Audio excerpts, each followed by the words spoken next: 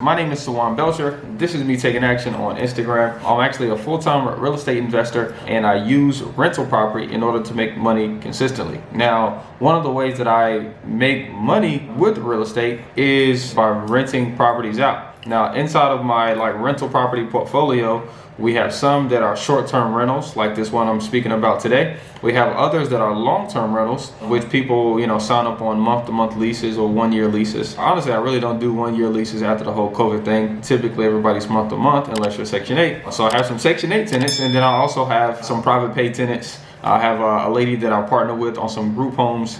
She manages a group home business. I provide the houses. And then, of course, we have these STRs. So now the benefits of the short-term rentals is essentially, instead of contracting someone to stay there for the month, they essentially stay there for the day. So they pay by the day. And you also provide more value to them by providing it furnished with comforters, sheets, towels, everything that they need. And so people are willing to pay more for that than a traditional rental. Now, most of my Airbnbs are 1-bedroom, 1-bath units. And that's because in my market, 1-bedroom, 1-baths can typically rent out from, let's call it $675 to $900 max. Okay, that's typically where they stop in the areas that I have my houses. 900 on the high side, low side, 675.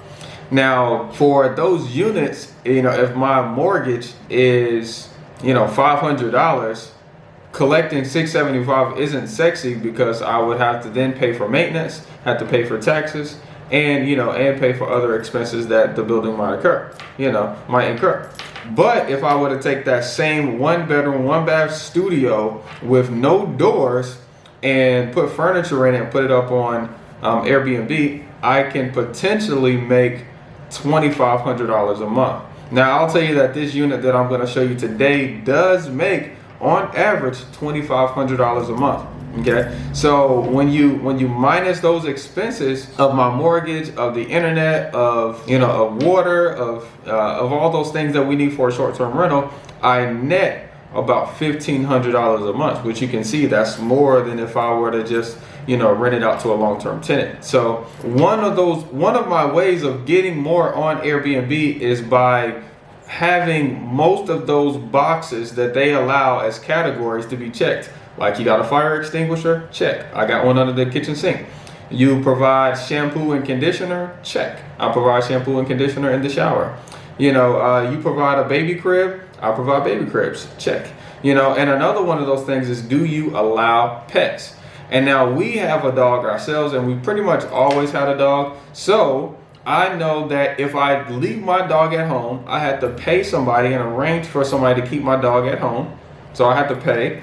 Or if I take my dog, there's not many places that allow dogs, but the ones that do, you have to pay as well. So a lot of the times, people will choose to just pay to bring their dog. So I allow people to bring their pets. I just charge a fee. Now, in our 1-bedroom, 1-baths, I think we charge a $75 upfront fee and then an additional $20 a night. Okay. On our larger ones like Pear Tree, we charge a $250 fee with a $50 a night charge. It's a bigger house, more stuff that can go wrong. So I am compensated for that. But in this case, I wanted to share, first of all, I'm going to show you the property a little bit real quick. But then I'm also going to share what happened. And we made it. Check it out. This right here is kind of like I said, this is the 1-bedroom, 1-bath. This is the living room right here. Now in the Airbnb, it folds down. So we says in our listing, this sleeps one. Okay. Also in our listing as well, this is a cozy beanbag, and so this pulls out into a queen size mattress, and they can place that right there. So that sleeps two. And then this is our queen size bed. The pillows, I think the cleaner did that on purpose. What do y'all think? You think they did that on purpose? Because it's kind of like, I don't know. We'll let it roll. And then awesome, it looks like they cleaned the rug pretty good. And then this queen size bed sleeps two. Now the dog or cat or whatever they had ripped our joint all up, and essentially we had to replace all of the linens. Now this is what we did, and shout out to Airbnb for actually coming through, on their promises. Because one thing that you get as a benefit by listing your property with Airbnb versus one thing that's a benefit to you as listing your property on Airbnb versus going direct to the consumer is that you get air cover, which is insurance. Okay, it's in case something goes wrong. Now, I guess I've only had this happen one other time besides this, because people are definitely always going to take towels. They might take a pillow, and and really that kind of stuff don't really bother me, because I put in a linen fee of $50 on every stay, because I expect people to take stuff. I expect people to use makeup in my towels, and then next thing you know, you can't really clean it like that. But in this case, since they had the animal rip up the comforter, rip all of the sheets, rip up the mattress protector, and they smoked. That's really what got me. They smoked in my unit. I don't like smokers, because people that don't like smokers, they can smell smoke in the air.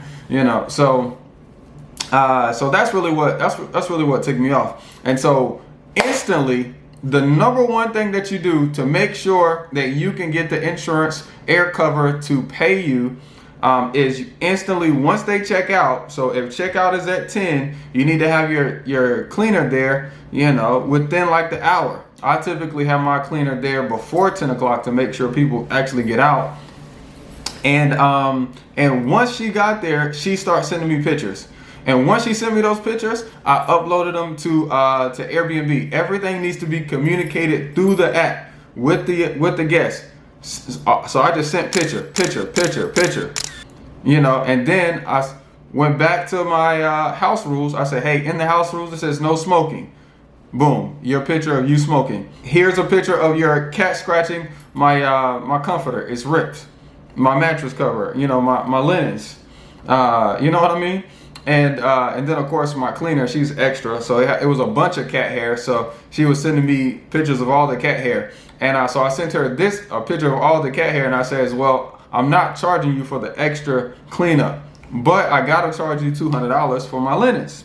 So the lady didn't respond. When you put in the request for money for $200, it asks you, hey, how do you know it's $200? So you need to either go on, I bought my stuff from belk.com. So I just went on Belk, screenshotted how much it was, and then that's what I submit with my request to collect the $200. And since I have the pictures of the damage, the pictures of how much it's gonna cost, if they don't respond within 24 hours, Airbnb instantly sends you your money, just like they're sending you like a deposit for their check-in. Perfect. Like it's extremely seamless. Okay. I think, like I said, number one, make sure you send pictures. Number two, make sure you have in your house rules, no smoking. And then number three, make sure you actually have a place that you consistently go to get the same exact product. And honestly, when people are renting from you as a guest on Airbnb, they expect a hotel-like experience. So the way your pictures look is the way they expect the unit to look. So I get all of my stuff from Belk, and I know exactly where to go to get my linen. So I hope this guys helped you out. I'll finish showing you the spot real quick, just because we're here. Hey yo, turn it around real quick.